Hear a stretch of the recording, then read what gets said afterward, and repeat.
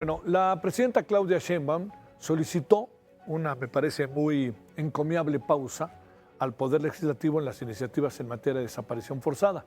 Mire, iba a llegar la propuesta de la presidenta y iba a ser aprobada en un 2x3. En eso andamos. Entonces, si no viene la sensatez desde la presidenta, que es de donde está viniendo, pues quién sabe qué hubiera pasado. Por lo pronto, la presidenta dijo, aquí hay algo que tenemos que revisar antes de enviarla. No la discutan, tenemos más cosas que decir sobre las propuestas. Y entre ellas está la posibilidad, no, está el seguro encuentro que tendrán grupos, y particularmente Guerrero Buscadores de Jalisco, que son quienes encontraron el hallazgo del rancho Izaguirre, que van a estar reunidos con la secretaria de Gobernación. Se trata de incluir algunas de las propuestas de los colectivos de madres buscadoras. Supongo que es la reunión de este lunes. Mientras que durante todo abril, la Secretaría de Gobernación, a través de Rosicela Rodríguez y la Subsecretaría de Derechos Humanos, se van a estar reuniendo con las madres buscadoras y colectivos con la finalidad de conocer sus propuestas y poder incluirlas en las reformas. No sabe el gran paso que es esto, ¿eh? Este es uno de los grandes pasos sobre este tema de los últimos años, porque ya sabe, el expresidente López Obrador decía que eran sus adversarios, que era la derecha, ya sabe, no. Algunos las han acusado de formar parte de toda una estrategia en contra del gobierno. Se trata de hijos, hijas, familiares desaparecidos. De eso se trata. No se trata de otra cosa. ¿Y quién es quien rige la sociedad? El gobierno. ¿A quién se le reclama? Al gobierno. Aquí y en China. El Comité contra la Desaparición Forzada de la ONU iniciará un procedimiento, esto es muy importante, que le acabo de leer, contra México ante la posibilidad de que en el país se registren desapariciones de manera general o sistemática. Dicho procedimiento está establecido en el artículo 34, de lo cual formamos parte nosotros, de la Convención Internacional contra las Desapariciones Forzadas, que abre la posibilidad de dar intervención a la Asamblea General de las Naciones Unidas. El comité solicitará información al gobierno mexicano como parte de la apertura de este procedimiento. Si se declara que las desapariciones en México son sistemáticas y generalizadas, se puede demandar al Estado mexicano ante la Corte Penal Internacional por crímenes de lesa humanidad. Al respecto, el Centro de Derechos Humanos, Miguel Agustín Pro Juárez, destacó que este procedimiento, considerado el más extremo con el que cuenta el comité, es la primera vez que se está activando. Ojo con ello. Bueno, ya déjeme nada más recordarle muy rápidamente, antes de que iniciemos la conversación, que además de todo lo que le dije algo antes de la pausa anterior.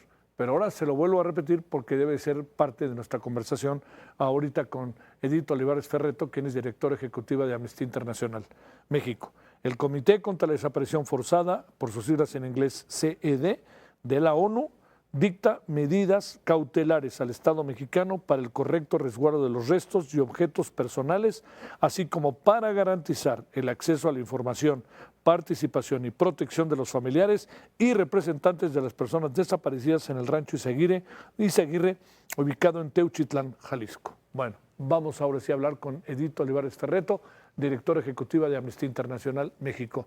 Edith, como siempre, gracias por tu participación. ¿Cómo te va? Muy buenas noches.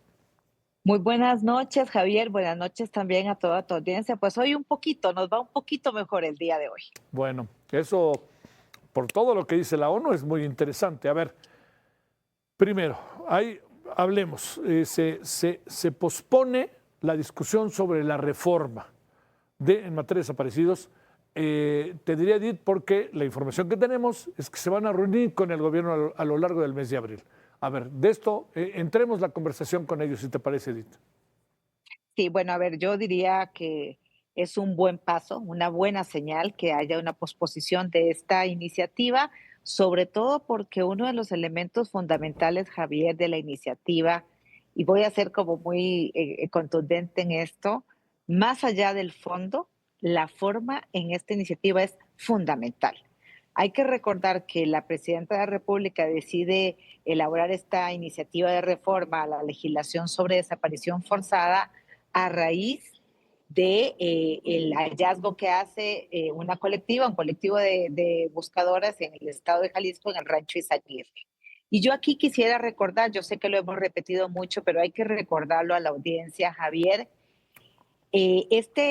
hallazgo lo hacen personas que buscan a sus familiares desaparecidos sin ninguna participación de agentes del Estado mexicano. Y eso sucede todos los días en México, Javier, en un país donde ya tenemos más de 126,000 personas desaparecidas, en donde desaparecen 30 personas cada día. Quien busca a las personas son sus propios familiares, enfrentando una gran cantidad de riesgos de los que ahorita podemos hablar, pero además después de que encuentran, lo cual deberíamos estar muy agradecidos, hallazgos como el del rancho Izaguirre, que le dan luz a algunas familias de dónde pueden estar sus familiares, que incluso le brindan información al Estado mexicano, la respuesta de las autoridades ha sido de una indolencia y un maltrato que realmente va rompiendo muchos límites.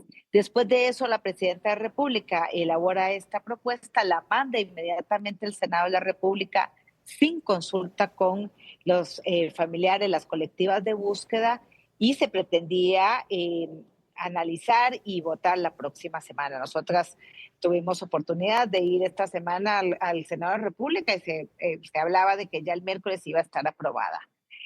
De manera que es una muy buena señal y reconocemos mucho desde Amnistía Internacional, por supuesto, que haya recapacitado la presidenta de la República y que se haya decidido a abrir las puertas a las colectivas de búsqueda, que como bien decías tú, Javier, tienen muchos años de estar demandando ser escuchadas por las autoridades. Y es una escucha, Javier, si me permites, que no solamente les da un respaldo a la labor que realizan, sino que le permitirá muy seguramente a las autoridades entender por qué las colectivas encuentran a más personas desaparecidas que el propio Estado mexicano.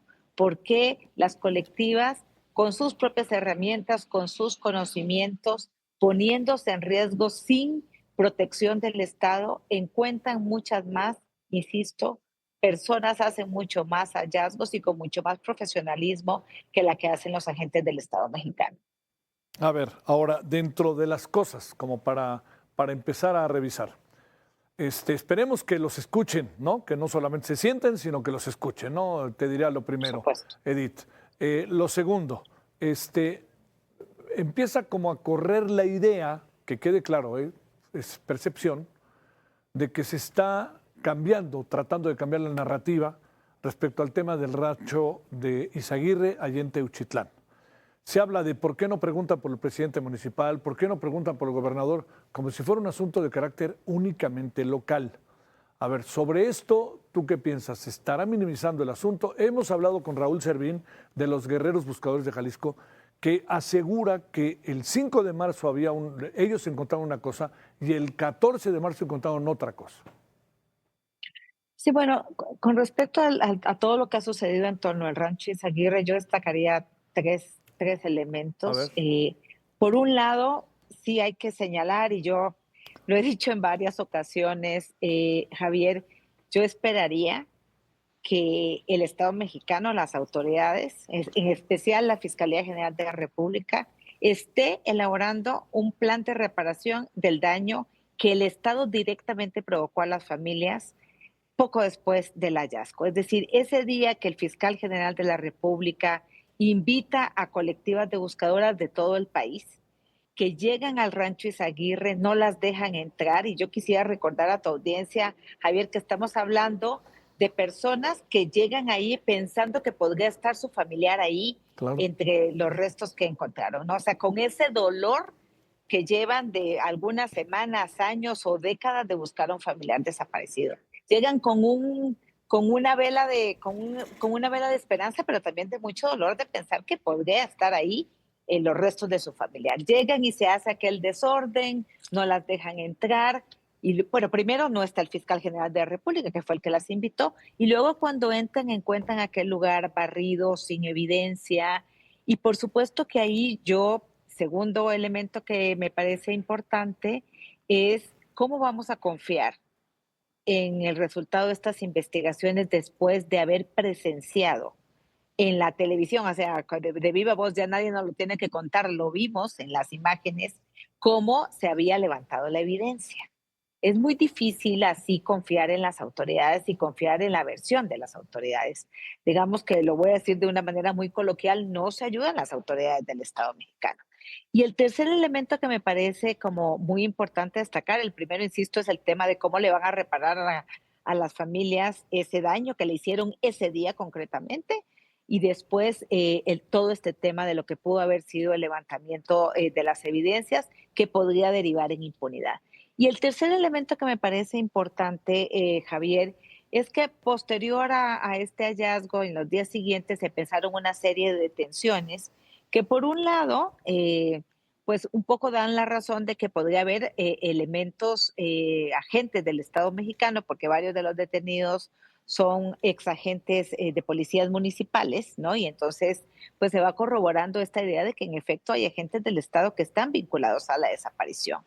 Pero además de eso, yo quisiera insistir, Javier, en que esas detenciones no van a ser reparadoras para las víctimas en tanto no se incorpore a las víctimas en los procesos de investigación. Y en esto acompañar, por supuesto, y enviar un saludo a las buscadoras de Jalisco, de este colectivo de guerreros buscadores, pero las de todo el país, que por supuesto que dicen, ¿por qué no nos reciben? ¿Por qué no somos parte de esta investigación? Ellas fueron las que encontraron el rancho. Es como inaudito que después sean, digamos, les den la espalda en el Sí. proceso de investigación y se dedican a buscar quiénes son los responsables inmediatos y no qué es lo que estaba pasando en el rancho, que es un problema mucho más de fondo y mucho más estructural. A ver, cerremos con la información que daba hace un momentito de última hora de la ONU, que declara medidas cautelares sobre este asunto. ¿Qué significan las medidas cautelares para lo que tiene que ver con el tema del rancho Izaguirre? Bueno, yo diría ahí, Javier, que la verdad es que nos da mucho gusto que haya este pronunciamiento de parte de Naciones Unidas. Es un primer paso, Javier, de cara a la presencia de Naciones Unidas en el tema de desaparición forzada en México. Yo creo que hay que recordar, Javier, que lo que está pasando en México con la desaparición forzada tiene especificidades con respecto a lo que sucede en el resto del mundo. La especificidad más importante, Javier, es que en este país la gente busca por su propia cuenta. Eso no sucede casi en ningún lugar del mundo. Acabamos en enero, yo acabo de acompañar a varias buscadoras mexicanas en el Congreso Global de Desaparición Forzada, justamente convocado por Naciones Unidas, y lo que sucede aquí no sucede en ningún lugar. Que sean las personas las que van directamente a buscar frente a la incapacidad del Estado mexicano, no sucede en el resto del mundo. Y esas buscadoras, Javier, además están exponiéndose a una gran cantidad de riesgos y el Estado mexicano tiene el deber de protegerlas. Ellas tienen derecho a buscar porque el Estado no busca y tiene el Estado el deber de protegerlas. Y señalamiento de la ONU de que el Comité de Desaparición Forzada va a empezar, abre estas medidas, pide estas medidas tutelares tanto para las familias como va a empezar este proceso, creo que le da también una señal de buena voluntad a las familias y esperamos, Javier, que haya toda la disposición del Estado mexicano para recibir también Mm. Ya estamos en la parte final de la conversión con Edith Olivares Ferretto. Estamos hablando, ya volvimos. Ya, quedamos con la responsabilidad del Estado mexicano, Edith. Adelante para que concluyamos. Sí, perdón, lo que decía es, esperamos que también haya toda la voluntad del Estado mexicano para brindar toda la información a las visitas que realizará el Comité para la Desaparición Forzada. Es una oportunidad para México y creemos que el Estado mexicano debe verlo así, como una oportunidad para empezar a trabajar sobre una problemática que lastima a todo el país. Insisto, 126,000 personas desaparecidas, Javier, más del 90% desaparecidas en los últimos 20 años y además recordar que hay personas que desaparecen todos los días. Esto es una oportunidad para que el Estado mexicano pueda empezar a desarrollar una política que realmente repare las familias, una política de protección y que nos permita empezar un camino también para la prevención y la erradicación de la desaparición forzada en el país. Sin duda alguna. Bueno, como dices, a lo mejor, Edith, hay que reconocer que hoy fue un día con ciertas características positivas por lo que está pasando, También luego hay senadores, senadoras mexicanos que se ponen, pues si les interesa, ahí está mi red, hablen conmigo, búsquenme en las redes, ¿no? Fíjate, ¿no? Y luego otro diciendo, no hay un solo nombre de las personas que están ahí, no, de esos, ¿quiénes son los dueños de estos zapatos? Casi, casi. Eso nos coloca también de manera muy agresiva, ¿no? Muy ruda. Van a tener que ofrecer una disculpa cuando llegado el momento de todo esto, ¿no?